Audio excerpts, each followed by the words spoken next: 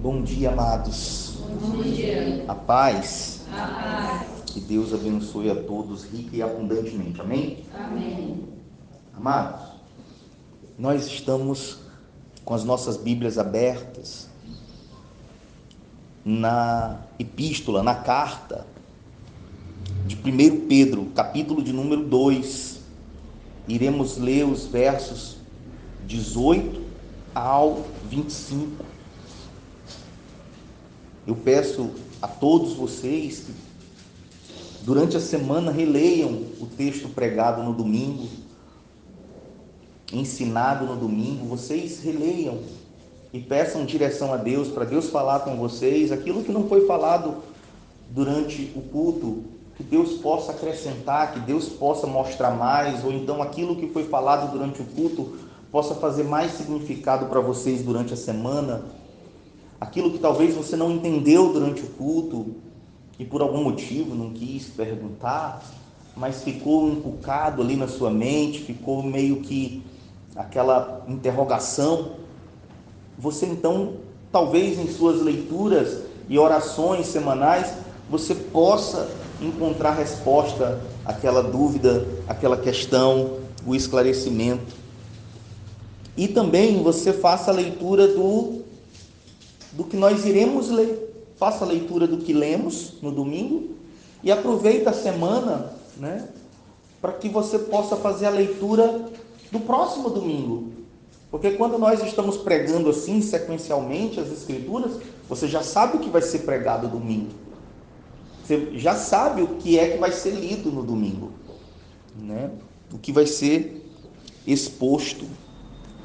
Então você aproveita isso para você já fazer a leitura e já ir se familiarizando. Quando você chegar aqui no domingo, você já está alimentado, apto a se alimentar mais, desejando saber o que é que Deus tem para falar mais ao seu coração, mas você já vai estar se alimentando e experimentando desse privilégio, de comer a comida antes dela ir para a mesa, É intimidade, É intimidade, Você chega na casa das pessoas, você só come depois que elas põem a mesa, não é verdade?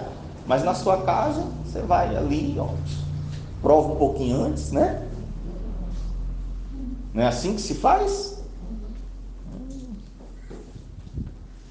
Então, você tem essa oportunidade de se alimentar durante a semana do texto bíblico, das Sagradas Escrituras. Amém?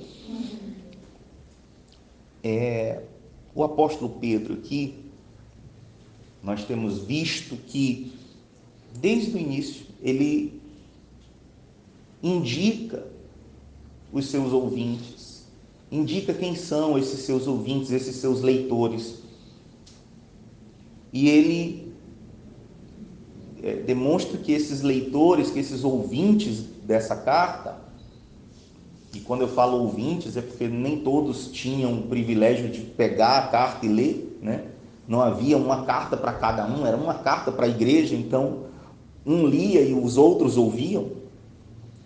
Então Pedro sabia que esses seus ouvintes, eles eram peregrinos, eles eram forasteiros, eles viviam ali naquela região, não numa situação muito favorável, mas numa situação de imigrantes, numa situação às vezes de necessidade, numa situação às vezes de serviço, uma situação às vezes até mesmo de escravidão para a época. Não devemos imaginar todas as vezes que lermos na Bíblia a palavra escravos como a escravidão que tivemos aqui no Brasil, como a escravidão que tivemos aqui com relação aos nossos irmãos africanos. Não é a mesma, não é o mesmo modo, Muitas vezes existem duas palavras na Bíblia, e aqui não precisa eu estar falando para vocês esses detalhes que são bobos, mas eu quero que você entenda que existem duas palavras no grego para se denotar escravo. Tem o escravo que era apenas um servo doméstico, e tem uma outra palavra grega que é o escravo realmente que não tinha muito conforto, que não tinha muito direito, que não tinha nada. Agora, muitas das vezes você vai ler a palavra escravo na Bíblia e ela não tem o mesmo sentido que para nós tem hoje. Naquela época, escravo era a forma de chamar talvez um empregado, um prestador de serviço, um material de trabalho. Amém? E as palavras e os termos vão mudando ao longo dos tempos, né? Hoje não é mais recurso humano. Hoje é gestão de pessoas. Porque as coisas vão evoluindo. E o tratamento vai sendo diferente. Então, como que você vê os funcionários na sua empresa? Como recurso humano? Você está ultrapassado. Você está... Olha só. Para 20 anos atrás estava tudo ok. De 20 anos para cá, agora são ativos, são pessoas, são parceiros. Muda os termos, mudam as terminologias. Então, se muda de 20 anos para cá, imagina o que não muda em 2000 anos. Então, o termo escravos nem sempre é tão pejorativo assim, quando se pensa no tempo em que foi escrito. Amém? Está falando muitas das vezes de servos. Tá? Então vamos lá. Servos. Por isso que o apóstolo Pedro, falando a esses cristãos que estão nessa região da Ásia Menor, que ele declara ali, já no primeiro capítulo, nos primeiros 2 versículos, ele indica onde é que essas pessoas estão, e ele tratando elas, eles dizem: servos, sede submissos, com todo o temor ao vosso Senhor, não somente se for bom e cordato, mas também ao perverso. Isso é muito profundo. Isso é muito profundo. Aqui, o Espírito Santo está orientando a igreja, está orientando os cristãos, os novos convertidos, a serem cordatos, a serem bons, a seguirem uma boa conduta, um bom comportamento para com os seus senhores. Eles devem ser submissos, se submeterem aos seus senhores. E veja, com um detalhe: não somente se for bom e se for carinhoso, se for educado, se for cordato. Se submeta ao seu senhor, se submeta ao seu patrão, se submeta à autoridade que está acima de você, não somente se ela for boa.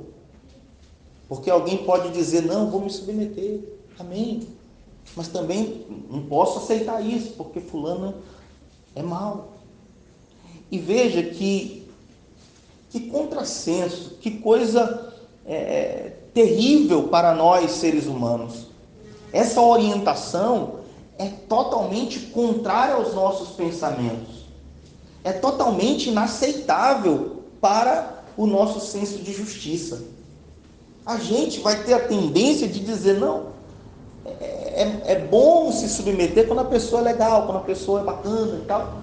Mas quando a pessoa é chata, quando a pessoa é mal educada, quando a pessoa é inconveniente, como que eu vou me submeter? E a orientação para esses cristãos era essa, que eles se submetessem. E com essa advertência, né? com esse entendimento, não somente se forem bons, mas também ao perverso, porque isto é grato. É que alguém suporte tristezas, sofrendo injustamente por motivo de sua consciência para com Deus. Porque isto é bom, isto é grato. que alguém sofra o quê? Injustiça. Por motivo de sua consciência para com Deus. Isso, até agora, é muito inaceitável para nós. E sempre vai ser. Isso é realmente para ferir aquilo que nós entendemos do que é justo, do que é certo, do que é humanamente aceitável. Isso aí é totalmente contra os nossos desejos. Mas a palavra de Deus está dizendo que se submeter aos superiores, mesmo que eles sejam perversos, muitas das vezes tratem o crente mal, humilhem o crente no local de trabalho, persigam o crente porque é crente, ou persigam ele apenas por ele fazer o que é bom, o que é justo. Isso é grato. É grato porque, versículo 19 diz, porque isto é grato, que alguém suporte o quê? Tristezas, sofrendo injustamente, por motivo de sua consciência com Deus.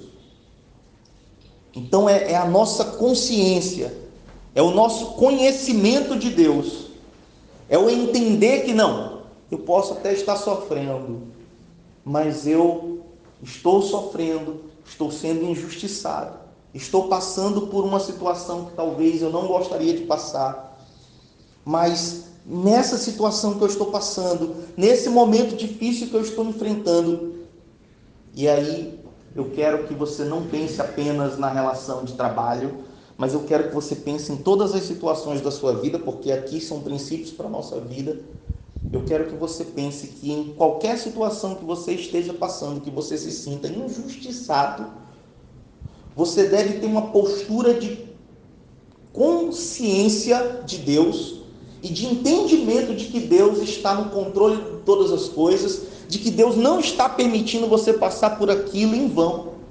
Você tem uma consciência, por causa do seu conhecimento de Deus, você se submete a enfrentar situações difíceis, fazendo muitas das vezes coisas boas. Vocês já devem ter ouvido uma interrogação, ou uma pergunta assim, ou um ditado, não sei, está na boca das pessoas, é comum na boca das pessoas que uma certa pergunta: por que pessoas boas sofrem? Por que pessoas boas passam por dias maus? Por que pessoas boas também perdem? Por que nem sempre o bem prevalece, como a gente está acostumado a ver nos desenhos animados? O bem vai sempre prevalecer, mas a gente percebe que tem pessoas boas que também padecem. A gente percebe que tem pessoas legais que também são enganadas. A gente percebe que tem pessoas que passam por essa vida, que são pessoas santíssimas, mas que às vezes não têm o que uma pessoa muito mal e perversa tem. A própria palavra de Deus está dizendo aqui que tem cristãos salvos que estão sendo subordinados e devem, já que estão naquela situação. Pedro não está dizendo que esse é o lugar do cristão. O cristão também pode ser o patrão, tá? Mas o texto aqui não está falando desse cristão que é patrão. O texto aqui está falando do cristão que é servo e que tem que se submeter. Amém? Lá em Efésios, quando a gente for ler em Efésios, a gente vai falar do cristão que é patrão. Lá em Tiago, a gente vai falar do cristão que é patrão. Mas aqui o texto não está falando do cristão que é patrão, então está falando do cristão que é servo. Então vamos falar do cristão que é servo. Vamos ter paciência. Amém? Então, aqui o cristão servo, ele está passando por situações difíceis. E aí a gente entende que tem alguém mau, até mau, né? Porque o apóstolo Pedro coloca aqui dois tipos de senhores: um bom, um cordato, uma pessoa finíssima, uma pessoa educada, que trata os servos bem, mas tem uma pessoa aqui mal, perversa, que Então é perverso, mas está acima do cristão, olha. Isso é o que a gente vê na vida. Isso é o que a gente vê na vida.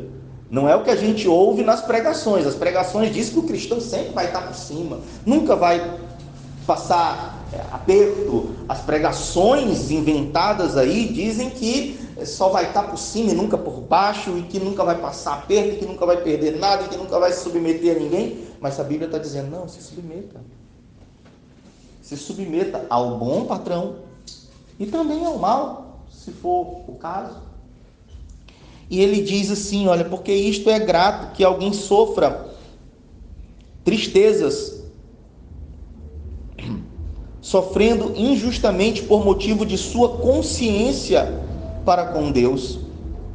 Pois que glória há, se pecando e sendo esbofeteados por isso, o suportais com paciência. Então está lá a pessoa que pecou, está lá a pessoa que fez o errado, sendo esbofeteada, e ela diz, não, mas eu vou aguentar com paciência.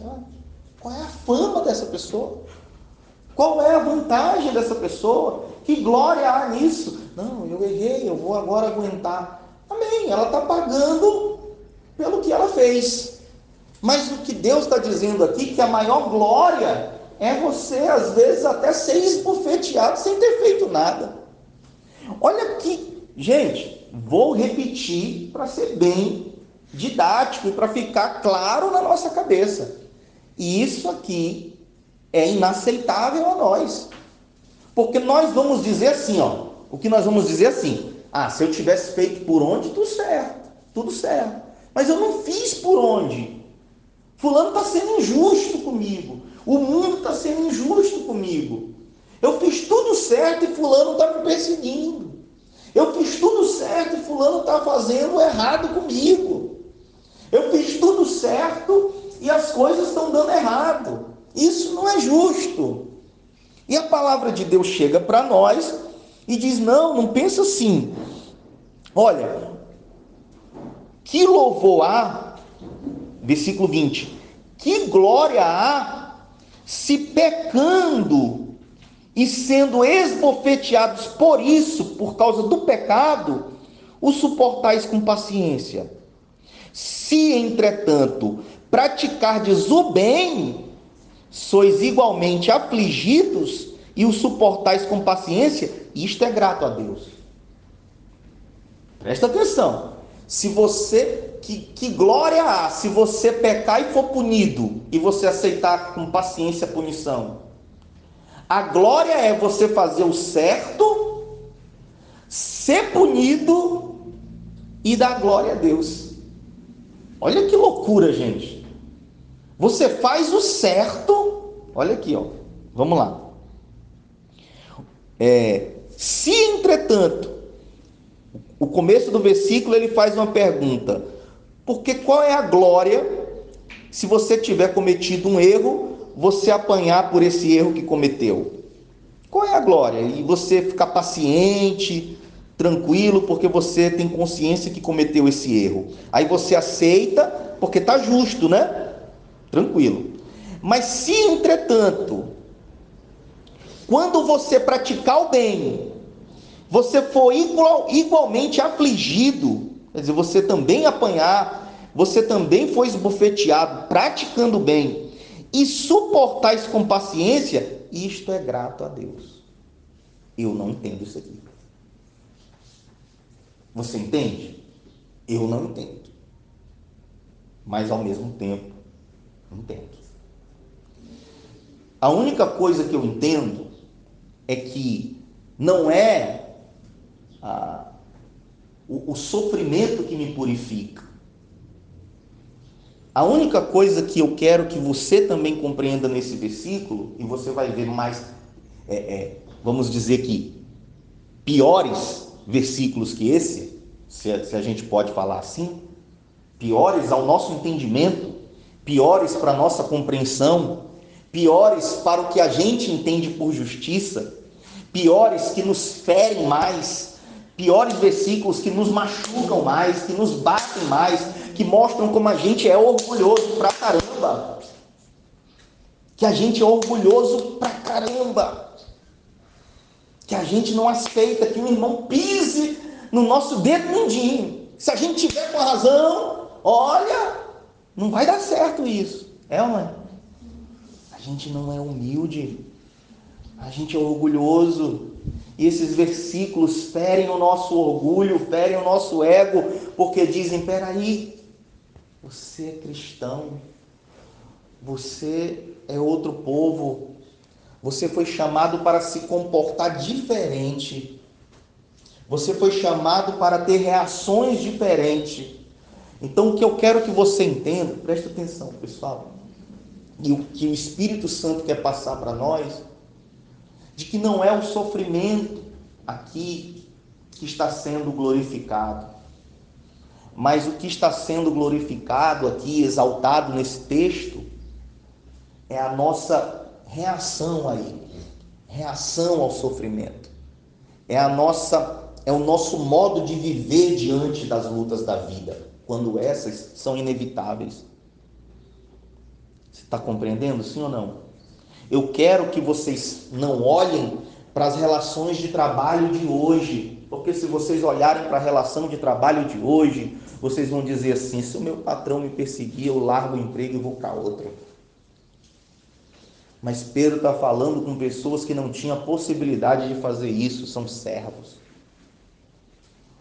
ou escravos de um trabalho árduo e braçal, ou servos da própria casa, ou servos de dentro da casa, mas não deixavam de ser servos. E se saíssem de uma fazenda querendo emprego na outra, os fazendeiros almoçavam juntos, comiam um espetinho juntos na esquina. Eles não deixariam. Está compreendendo, sim ou não? Essas pessoas, elas estavam fadadas a isso. Elas não tinham opção. Aí você diz assim, então hoje não preciso, né, pastor? Com relação ao meu patrão, não preciso me submeter a esse nível. Claro que não. Mas existirão situações na vida que, claro que sim. Existirão situações de sofrimento, como um câncer, que independente se você for cristão, crê muito em Deus ou não, você vai ter que passar por aquele sofrimento muito melhor do que um não crente. E o que a gente tem visto ultimamente é que os crentes passam por uma doença autoimune, por um sofrimento, por uma situação de dívida, de miséria, de perda, de prejuízo.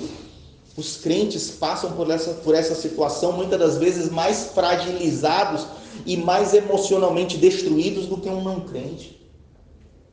Porque os crentes estão todo o tempo sendo iludidos com mensagens de que eles não vão sofrer nada, de que aqui é a nossa vitória e não o reino dos céus, e não a salvação, não é aqui, é aqui, é aqui. É tudo aqui, é tudo para o agora. Você está compreendendo, sim ou não? Crentes fazem a pergunta assim, como esses dias eu tive que ouvir essa pergunta, vem cá, pastor, mas no final tudo vai dar certo, né? A palavra de Deus diz que no final tudo vai dar certo para nós, né? Aí eu disse, qual é o final? Qual é o final? O final é aqui nessa terra? É isso que vai dar certo? E se der errado até o fim? O que importa é a salvação, é a vida eterna. Isso é o mais especial, mas a pessoa está preocupada, antes dela ir para a vida eterna, ter dado tudo certo aqui na terra para ela. E nem sempre vai dar tudo certo. Em alguns momentos, o que o Espírito Santo está dizendo aqui, através da carta de Pedro, a gente vai ter que engolir essa sapo. A gente vai ter que saber reagir bem em situações muito difíceis, muito complicadas, muito desfavoráveis a nós. Você está compreendendo, sim ou não? E aqui diz, olha, pois que glória há, se pecando e sabendo, se pecando e sendo esbofeteados por isso, o suportais com paciência. Se, entretanto, quando praticais o bem, sois igualmente afligidos, Uai, como assim? Eu tenho aprendido que se fulano praticar o mal, ele vai ser afligido, mas se eu praticar o bem, não vai acontecer nada comigo. Não, meu amigo, a vida não é assim. A vida é, muitas das vezes, aquele que faz o bem apanha também. É ou não é verdade? É ou não é? A nossa mãe já nos ensinou. Ainda bem que eu fui filho único, né? Por parte de mãe. Meu pai me deu um irmão, mas por parte de mãe eu sou filho único. Ainda bem. Porque eu via meus primos. Meus primos eram 5 filhos de uma única mãe. E quando um apanhava, os outros entravam no cacete. E ela dizia assim: o justo paga pelo pecador. Todos vão apanhar, porque vocês ficaram cobrindo o erro dele. E venha, passa, e plá, e era só entrando. Então, é injusto, né? Mas quem que vai falar que é injustiça da parte de uma mamãe? Não é. Amém? Ainda mais que falta uma semana para o Dia das Mães.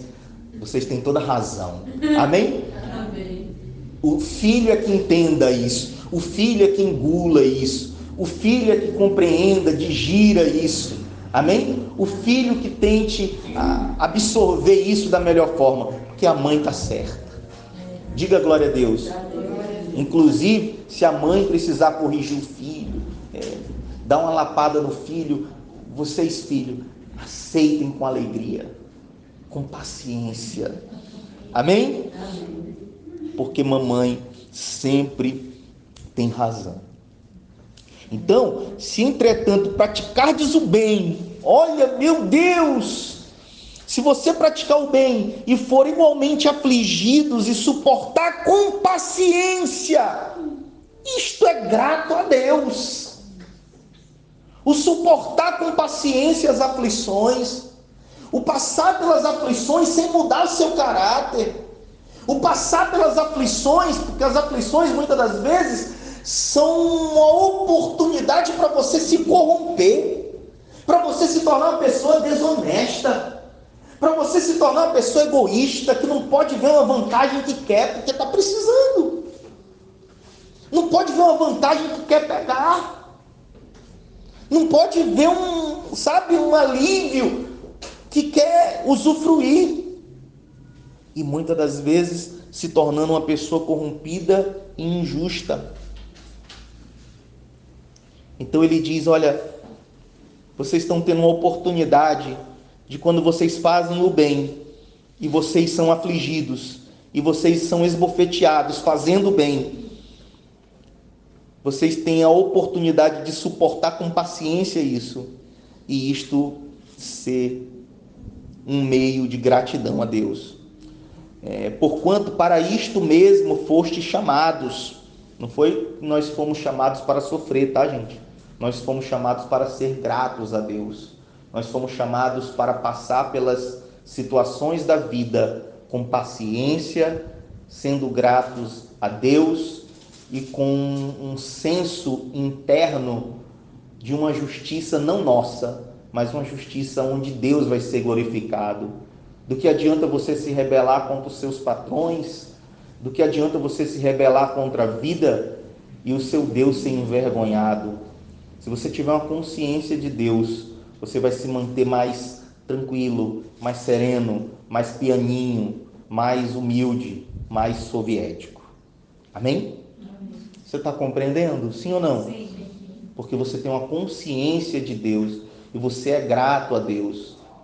Você se mantém calmo, você se mantém paciente, você tira essa vontade humana de dizer: eu estou sendo injustiçado, eu não quero nem saber a quem que eu vou desagradar, se é a Deus ou se é ao mundo. Eu quero a justiça para mim. Quando você aceita com paciência muitas das lutas da vida, muitos dos sofrimentos da vida, você está dizendo: Deus, eu sou grato a Ti. Deus, eu não posso jamais perder o meu amor por Ti. Isto é grato a Deus.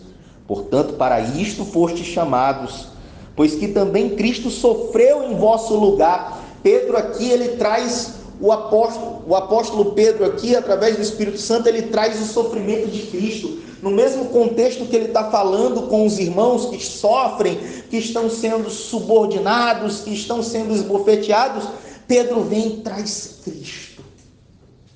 Pedro vem e traz o sofrimento de Cristo para dizer: olha, vocês não estão sós, porque porquanto para isto mesmo fostes chamados, pois que também Cristo sofreu em vosso lugar. Cristo não tinha culpa, Cristo foi esbofeteado, Cristo se submeteu ao Pai, Cristo não pensou na própria glória, Cristo não pensou em adquirir para si, amontoar para si majestades aqui nesse mundo, mas ele veio com uma gratidão ao Pai toda hora, dizendo: Pai, seja glorificado em mim, eu seja glorificado nele. É tudo que eu estou passando é com a consciência do Pai.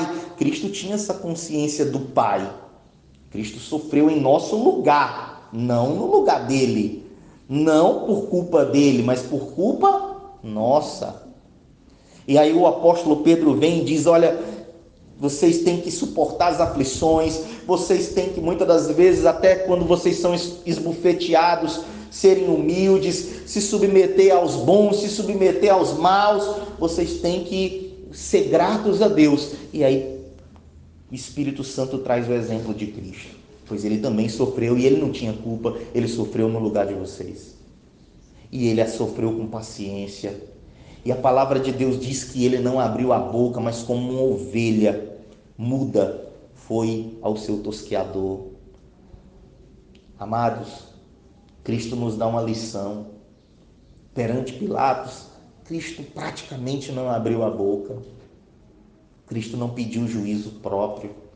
Cristo aceitou passar por tudo pela consciência do Deus Pai, pelo conhecimento que ele tinha da promessa de Deus.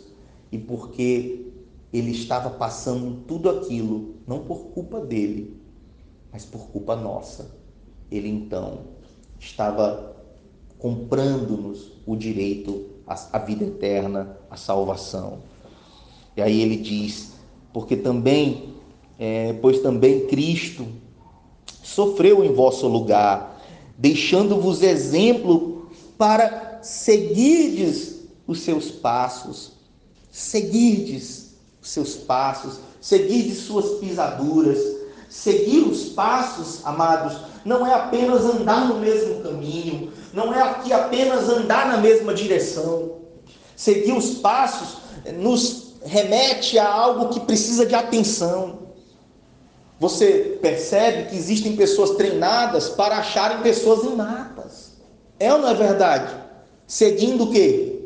Os passos que eu e você, talvez, ao chegarmos lá, não iríamos perceber. Mas homens treinados, chamados muitas das vezes de forma adjetivados de uma forma heróica, adjetivados sendo identificados com esse modo de serem chamados assim como algo muito superior. Esses homens são chamados de cães do mato, de caçadores, de farejadores. Homens, estou falando de cães mesmo, mas estou falando de homens que são chamados de farejadores, porque eles entram na mata, eles entram no ambiente e eles conseguem caçar, eles conseguem ir atrás do fugitivo. E aqui, esse termo, olha, ele vos deu exemplos para seguirdes os seus passos. Eu preciso, para seguir os passos de Cristo, ser atento, ser curioso, ser observador, ser detalhista, olhar, observar, ler, estudar, meditar, orar, louvar ao Senhor, viver uma vida apegada a Cristo, apegada aos seus passos, ao seu modo de agir, ao seu modo de servir, ao seu modo de se comportar.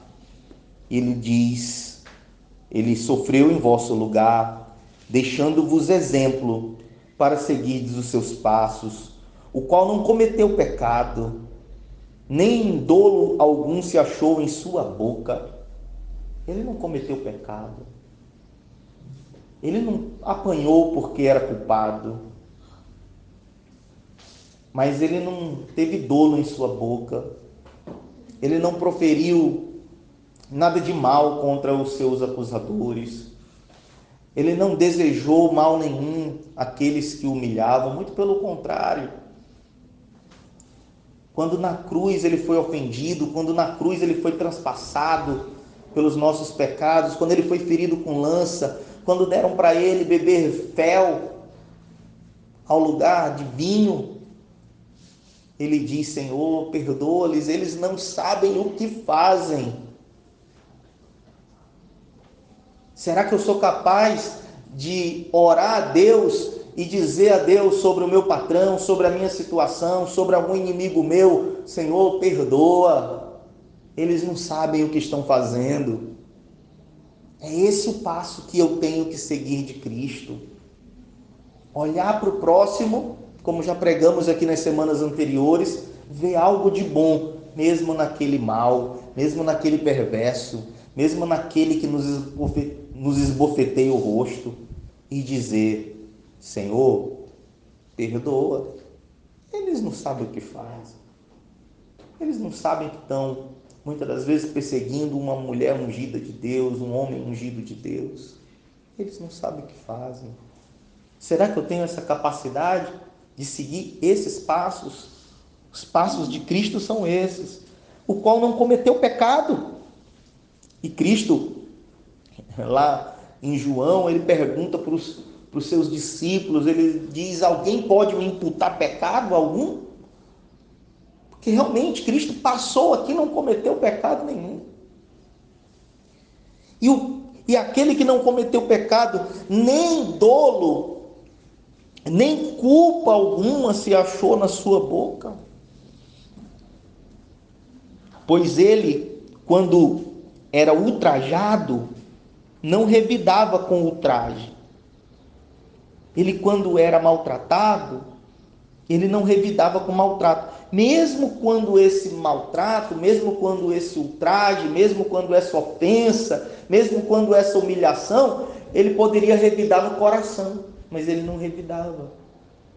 Porque muitas das vezes nós, como cristãos, não tendo o poder de revidar com a mesma ofensa alguém que nos ofendeu, alguém que nos humilhou, a gente não tem o poder de retribuir na mesma moeda, a gente retribui no coração, desejando toda sorte de mal para essa pessoa. É ou não é verdade? Ai meu Deus, mas eu só queria que Deus fizesse justiça, essa pessoa pagasse. Eu só queria. Gente, entrega tudo a Deus. Você vai ver o que é que Jesus fez. Você vai ver, um dos passos de Jesus é justamente o contrário disso. Não, mas eu estou entregando a Deus, eu estou entregando para Deus matar esse desgraçado, eu estou entregando para Deus pegar no pescoço dele, torcer 3 vezes. Tem até oração de crente, né? Você já deve ter ouvido: oh Deus, envia um anjo com espada de fogo. O que essa pessoa está imaginando? Um anjo com a espada de fogo para quê? Para alisar? Para fazer carinho? Essa pessoa está orando a Deus, desejando o mal, né? Desejando a desgraça mesmo. Envia um anjo, meu Deus, com espada de fogo, lá naquele ambiente de trabalho, lá, destrói. Meu Pai, diga só Jesus. Não, isso não é crente, isso é o demônio. Você está compreendendo, sim ou não? Isso somos nós. Nós somos maus muitas das vezes. E tudo que o texto aqui dirigido pelo Espírito Santo está dizendo é contra nós. É contra o nosso modo de entender as coisas. É contra o nosso modo de fazer justiça. Pois ele, quando ultrajado, não revidava com ultraje, não pagava na mesma moeda. Quando maltratado, não fazia ameaças, mas entregava-se àquele que julga retamente. Você lembra que eu disse há 30 segundos atrás que eu ia dizer qual era o comportamento de Cristo, já que ele não revidava com a mesma moeda? Ele entregava-se. Ele entregava a sua justiça, ele entregava o seu senso de justiça àquele que vai julgar retamente. Ele colocava nas mãos do Senhor. E aí, então da sua boca não saía ameaças, do seu coração não saía ódio nem rancor, porque ele entregava tudo que ele passava, tudo que ele era esbofeteado, tudo que ele era ultrajado, humilhado, vilipendiado, tudo que ele era açoitado, ele entregava para aquele que podia julgar retamente. Esse é o passo que a gente tem que tomar, que a gente tem que ser humilde para tomar. O qual não cometeu pecado, nem dolo algum se achou em sua boca, versículo 22. E agora no versículo 23 diz: pois ele, quando ultrajado, não revidava, não revidava com o mesmo ultraje, quando maltratado, não fazia ameaças, mas entregava-se. Não entregava os outros, não. Ele entregava-se, entregando a si mesmo, a Deus, que é aquele que julga retamente. O que eu devo fazer então, pastor?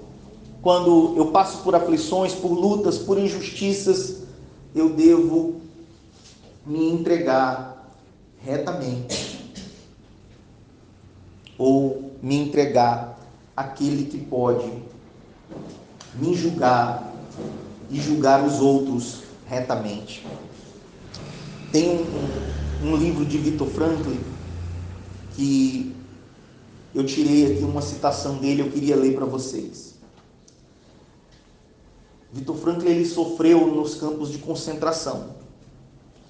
Então ele foi muito humilhado, ele conheceu o sofrimento de perto. Ele conheceu o sofrimento de perto. Ele sabe o que é sofrer. Ele sabe o que é passar por aflição, por ver a morte dos seus, por ver o risco da sua própria morte. E Viktor Frankl falou assim, olha que trecho lindo do livro de Viktor Frankl. Parece que ele leu Pedro.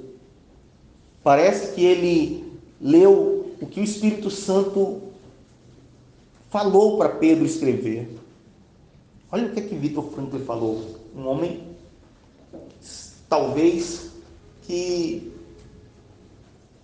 sofreu mais do que todos nós aqui dentro dessa sala possamos ter sofrido. Ele sofreu muito. E no meio ao sofrimento, ele escreve sobre o sofrimento. Então ele escreve do que ele entende. Ele diz assim, olha o entendimento e a noção de dar um significado às coisas da vida, aos sofrimentos da vida. Olha o que ele fala. Quando um homem descobre que seu destino é sofrer, eita, já pensou? Nós estamos aqui, nós não sabemos qual é o nosso destino. A gente ainda tem possibilidades, estamos livres, estamos soltos, podemos trabalhar, podemos perder, podemos ganhar. Nós não sabemos o nosso destino. Alguns de nós, no último dia da vida, antes de ir para a glória, podemos sofrer pra caramba, mas sofrer muito. Só que nós no sofrimento não podemos ter uma postura errada, para não perdermos a vida eterna que vem após. Amém? E como alguns de nós podemos sofrer por um tempo, mas lá no fim da vida viver muito bem. Só que não podemos viver bem com a postura errada, pegando a vida boa para esquecermos de Deus, pegando os presentes que Deus nos dá numa vida boa, para usarmos esses presentes contra Deus, que aí também vamos para longe da vida eterna. Então, independente de como cada um de nós iremos estar no fim das nossas vidas, o que importa é sempre ter uma consciência de Deus. Olha o que Viktor Frankl falou. Ele fala assim, quando um homem descobre que seu destino é sofrer, tem que ver neste sofrimento uma tarefa sua e única. Está falando de um homem que não tem possibilidade. Está falando de um homem que entendeu, descobriu, e deve ser uma dor muito grande você chegar num determinado momento da sua vida e você descobrir isso aqui, que o seu destino é sofrer, já acabou. Muitos vão dar um tiro na cabeça, muitos vão se desesperar, muitos vão se magoar, muitos vão adotar uma postura errada com relação à vida e às pessoas, muitos vão passar a ver todos como inimigo, é ou não é verdade? Mas o que ele diz é, quando um homem descobre que o seu destino é sofrer, ele tem que ver neste sofrimento uma tarefa sua e única. Sua e única. Mesmo diante do sofrimento, a pessoa precisa conquistar a consciência de que ela é única e exclusiva em todo o cosmocentro deste destino sofrido. Diga só, Jesus. Ninguém pode assumir dela isso. Ninguém pode sofrer no lugar dela. Se ela descobriu que o destino dela é sofrer. Se ela chegou à conclusão que, dessa vida aqui eu estou indo para uma câmara de gás. Meu destino é sofrer. Agora eu vou ser preso eternamente em determinada situação. Perdi as 2 pernas, perdi os 2 braços. Vou precisar me alimentar sempre com alguém colocando na minha boca. Eu descobri que o meu destino é sofrer. E agora? E agora? Como que eu vou reagir diante da vida? E ninguém pode me substituir nisso. Ninguém pode tomar meu lugar nisso. Então, mesmo diante do sofrimento, a pessoa precisa conquistar a consciência que ela é única e exclusiva em todo o cosmocentro deste destino sofrido. A pessoa precisa conquistar a consciência, mesmo diante do sofrimento.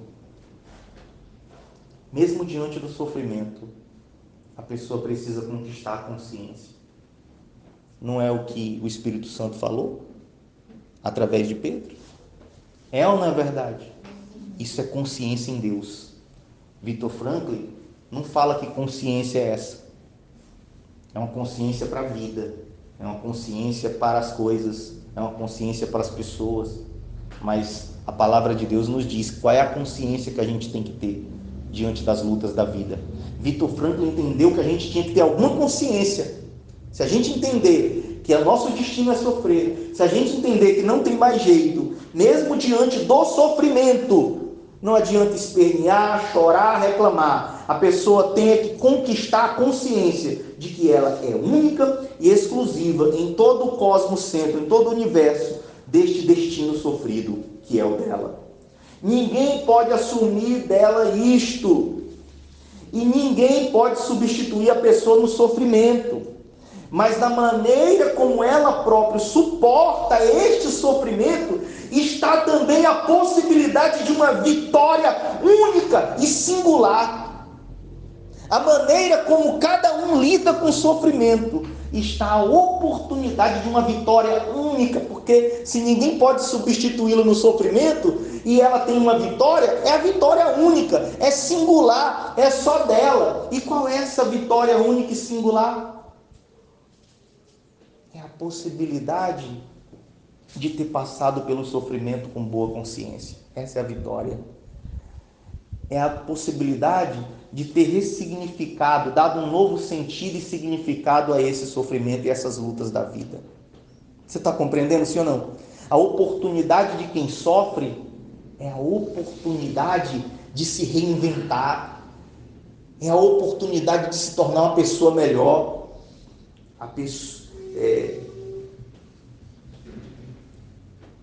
Ninguém pode assumir dela isto e ninguém pode substituir a pessoa no sofrimento. Mas, na maneira como ela própria suporta este sofrimento, também está a possibilidade de uma vitória única e singular. Digam glória a Deus. Glória a Deus. Como Deus é maravilhoso. Como Deus nos dá o entendimento de que tem muitas pessoas que sofrem mais do que nós, mas que elas têm que ter uma vitória na vida, que é de dar um sentido a esse sofrimento, entendendo que ela é única, que ela é especial, que ninguém pode substituí-la e que ela tem que, como o Espírito Santo fala na palavra agora, ser grata a Deus e agir de forma grata a Deus sempre. Porque Cristo não cometeu pecado, porque na sua boca não se achou dolo. Quando ele era maltratado, ele não revidava. Quando era maltratado, não fazia ameaças. Quando era ultrajado, não devolvia com a mesma moeda, mas entregava-se àquele que julga retamente, carregando ele mesmo em seu corpo sobre o madeiro. Amados, é tão romântico, né, a gente ouvir essa palavra, o madeiro, né? Mas eu vou abrir aqui em Deuteronômio 21. Em Deuteronômio 21. Depois eu vou voltar lá para Pedro, tá, gente? Eu vou abrir aqui em Deuteronômio 21, 23. 21, 23. 21, versículo 23.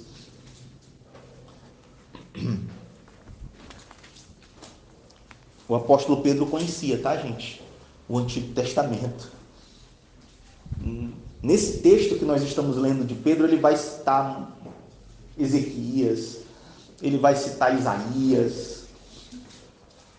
Então, tudo que ele fala, ele conversa com a palavra de Deus inteira. E aqui em Deuteronômio,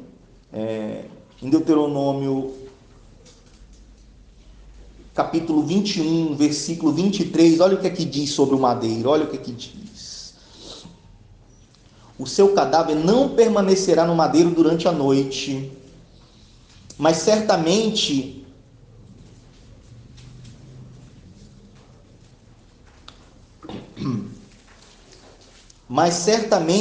o enterrarás no mesmo dia, porquanto o que for pendurado no madeiro é maldito de quem? É maldito de Deus.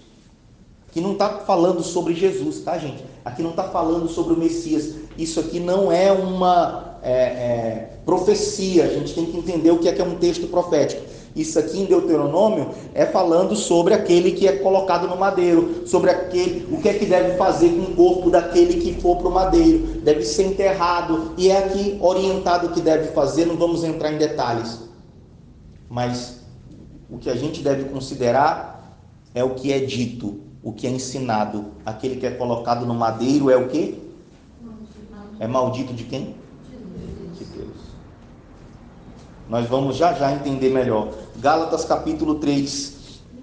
Eu vou abrir aqui minha Bíblia e vou ler, tá, gente? Se você não achar, eu não vou esperar você achar, porque depois eu prego aqui 1 hora e vocês dizem que a culpa é minha. Mas eu fico esperando. Mas a culpa é minha, porque já está 1 hora, eu não tinha pedido para vocês abrirem a Bíblia. Então a culpa é minha mesmo.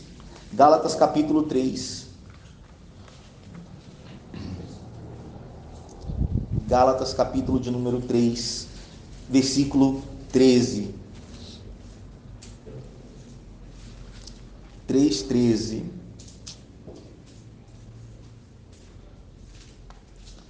Cristo nos resgatou da maldição da lei, fazendo-se Ele próprio maldição em nosso lugar. Porque o que está escrito em Deuteronômio? Que aquele que vai para o madeiro é maldito de Deus. Mas existia algo que era mais maldição para nós, que era a lei, que era o castigo da lei. Então Cristo nos resgatou da maldição da lei, do legalismo. O legalismo, pessoal, não é que o cumprimento da lei é maldição. O que torna-se maldição é a dependência da lei. Porque se a gente dependesse da lei para nos salvar, estaríamos perdidos, porque não conseguimos cumprir a lei perfeitamente. Então a lei torna-se maldita, não porque ela não deve ser praticada. Não matarás, continua valendo, não mate. Não roubarás continua valendo. Não entenda que essas leis acabaram, mas coitado de quem só vive por elas e não entende Cristo e não tem consciência de Cristo e vive só pelas leis, vive só pela moral e não pelo espiritual, vive só pela ética, só por uma conduta conservadora, mas não vive por Cristo. Você está compreendendo, sim ou não? O conservadorismo sem Cristo é perdição. Você pode ser uma pessoa muito conservadora, eu não estou falando nem de política, estou falando de conservadora nos costumes. Você pode ser uma pessoa reta, não erra, não fala mal de ninguém, é justa, é boa, é sincera. Você pode achar que você é tudo isso, mas no fundo todos somos pecadores. E se não for o sacrifício de Cristo por nós, estaremos perdidos. Se você confiar na sua lei própria, só pelo que a gente já leu aqui em Pedro, a gente já viu que o nosso senso de justiça é todo errado, porque a gente quer fazer justiça quando alguém nos aflige, e não pode. Então, a gente já vai vendo que diante de Deus é um pouco complicado. Como Jesus disse, aquele que serve será o maior. Aquele que é mais humilde. Olha que errado, né? Para o nosso juízo, para o nosso entendimento. Aquele que serve é o maior, o último será o primeiro? Não, aqui no mundo o primeiro será o primeiro. E o último será sempre o quê?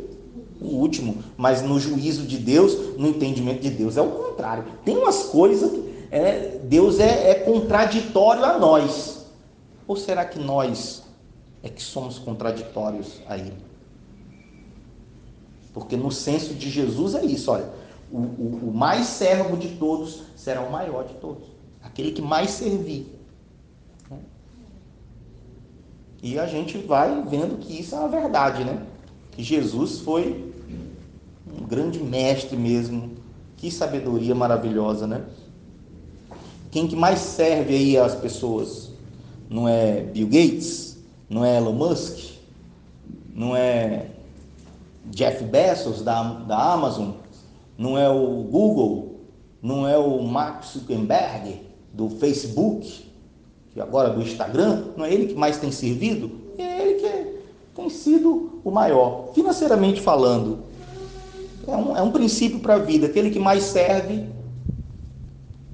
é o maior. Aquele que é mais humilde, aquele que mais presta serviço, aquele que mais entende o consumidor, aquele que mais se coloca com empatia no lugar do cliente, aquele que mais atende bem, aquele que mais agrega, aquele que mais as pessoas indicam, esse que é mais servo, esse acaba se tornando maior mesmo, né? Isso eu falando aqui dos negócios, mas na vida também.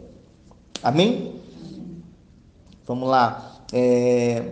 Então aqui em Gálatas capítulo 3, versículo 13, diz o quê?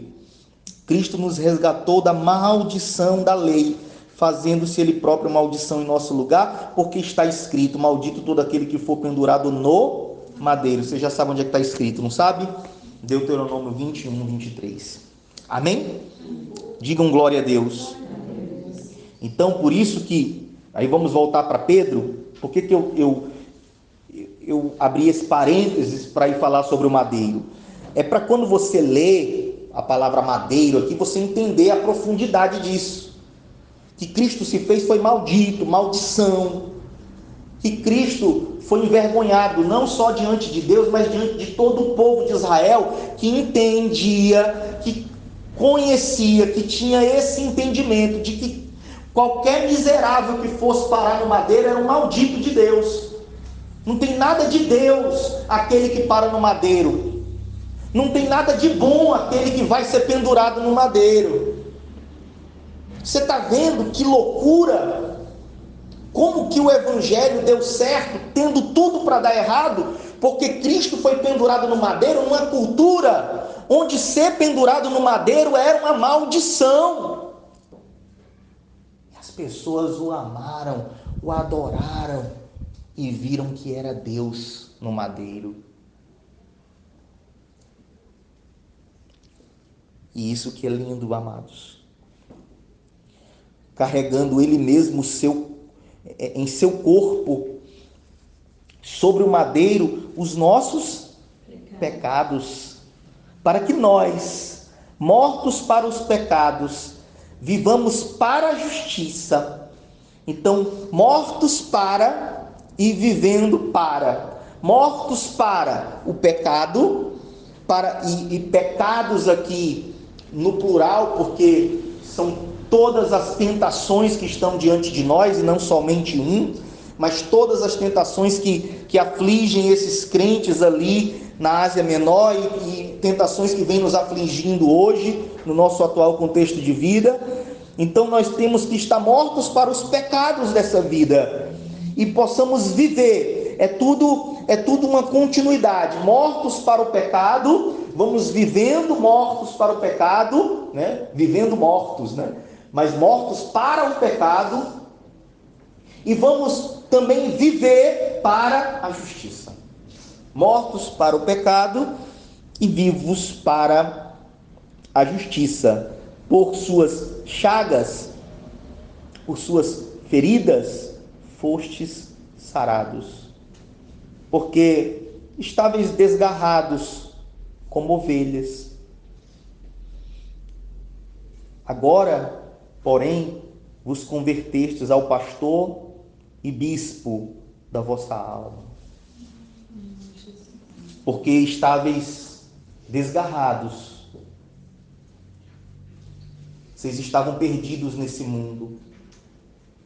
Vocês seriam esbofeteados pelo patrão de vocês, mesmo que vocês não achassem Cristo. É o que Pedro está dizendo. Vocês passariam pelas mesmas humilhações, mesmo que vocês não conhecessem a Deus e tivessem a consciência de Deus. Só que vocês iam passar por essas privações e essas humilhações com um mal, uma amargura, uma sombriedade no coração de vocês, um desejo de vingança, um desejo de fazer o mal, um desejo de se vingar, um desejo de também dar um prejuízo para o patrão. Vocês iam passar pelas mesmas lutas que vocês estão passando se vocês não conhecessem a Cristo. E vocês estão passando por elas conhecendo a Cristo. Mas antes vocês eram ovelhas desgarradas. Agora vocês encontraram o quê? Vocês estavam como ovelhas, desgarradas como ovelhas, agora, porém, vocês se converteram, vocês se voltaram, né? Converter é se voltar para um outro caminho. Vocês se converteram ao pastor, aquele que cuida das ovelhas. Vocês agora encontraram, vocês estavam desgarradas, mas agora vocês voltaram e vocês encontraram com um pastor que vai guiar vocês, que vai levar vocês às águas tranquilas, que vai dar refrigério para a vossa alma, porque ele é bispo da vossa alma. Bispo é um supervisor. Quando a palavra de Deus fala sobre bispo, você entende que é um supervisor. Hoje seria aquele que cuida das coisas, né? Então, hoje eu sou pastor aqui, mas a partir do momento que eu tiver, por exemplo, outros lugares, pastores ao meu cuidado, ao meu olhar, que eu pastoreio esses pastores, que eu ajudo esses pastores no entendimento da Escritura, no entendimento de como cuidar de pessoas, nesse momento eu estou fazendo o serviço de um bispo. Não precisa ser chamado de bispo, continuo sendo chamado de pastor. Eu acho bom ser chamado de pastor. Não precisa o nome de bispo. Bispo não é um título, bispo seria aqui uma função. Amém? Então, o bispo é aquele que cuida da vossa alma. Esse é Deus. Bispo com B maiúsculo. Bispo, aquele que cuida da vossa alma. Digam glória a Deus. Amados, vamos ficar de pé. Vamos adorar o Senhor.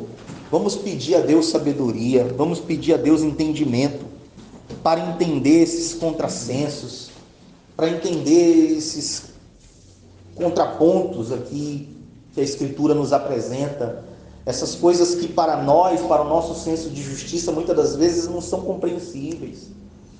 Vamos pedir a Deus sabedoria para agirmos de forma positiva nos momentos de aflições da nossa vida. para não nos corrompermos diante dos percalços dessa nossa existência sofrida. E muitas das vezes feliz, e muitas das vezes gostosa. Amém? Digam glória a Deus. Vamos pedir direção a Deus agora nas nossas orações e vamos agradecê-lo, porque Ele sofreu em nosso lugar. Ele, como uma ovelha muda, não abriu a boca diante daqueles que o ultrajaram, mentiram sobre ele, difamaram, cuspiram na sua face, tiraram, arrancaram suas roupas, deixando-o nu, envergonhado. Mas ele fez tudo aquilo para que nós possamos seguir o seu exemplo e diante desse mundo possamos dar testemunho de quem nós encontramos, de que nós encontramos um sentido para a vida que vai além do resultado, que vai além do trabalho, que vai além do senso comum.